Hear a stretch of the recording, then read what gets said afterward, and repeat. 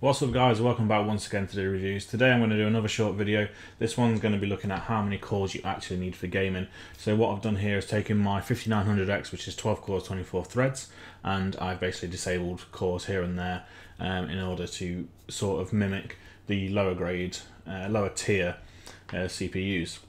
So what I've done is I've done 12 core tests, 8 core, 6 core, and also 4 core.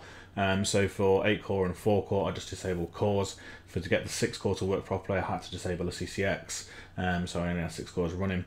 I've just done a few sort of benchmarks for a few games and a couple of synthetic benchmarks to see what the actual difference is in terms of performance for more or less cores. And I think you'll find that the results might be surprising to you, or you might have thought this is exactly what's going to happen. So I'll get into the graphs. I'm just going to throw them up on the screen for you so you can have a look. Obviously feel free to pause them if you need to have a further look, and then I'll discuss them at the end.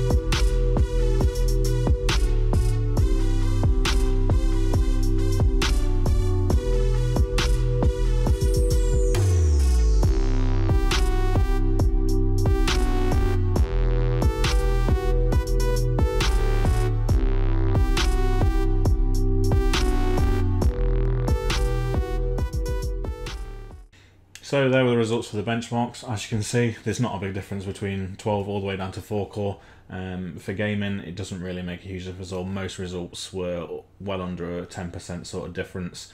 With the one that sort of stood out to me being Shadow of the Tomb Raider, which when you get down to 4 core, seemed to drop quite a few frames. Not sure why that is. They were all ran at 4.6 GHz all core, just to make sure it was fair across the board, and it was literally just the cores that were impacting any performance difference. Most of the other scores are within margin of error. Really, there's very few that look like they're not in margin of error, especially the synthetic benchmarks. As you can see, Unigine Superposition, they're all pretty much exactly the same. Somehow 4 core pulled ahead. I'm not sure on the 1440p test, not sure why that is. And with TimeSpy, they were all pretty much exactly the same within the odd few points, which can be put down to margin of error quite easily. So yeah, there you go guys. Basically, to conclude this, it doesn't really matter if you're just buying a game for a PC for gaming. Don't worry about your core count too much. Buy what you can afford.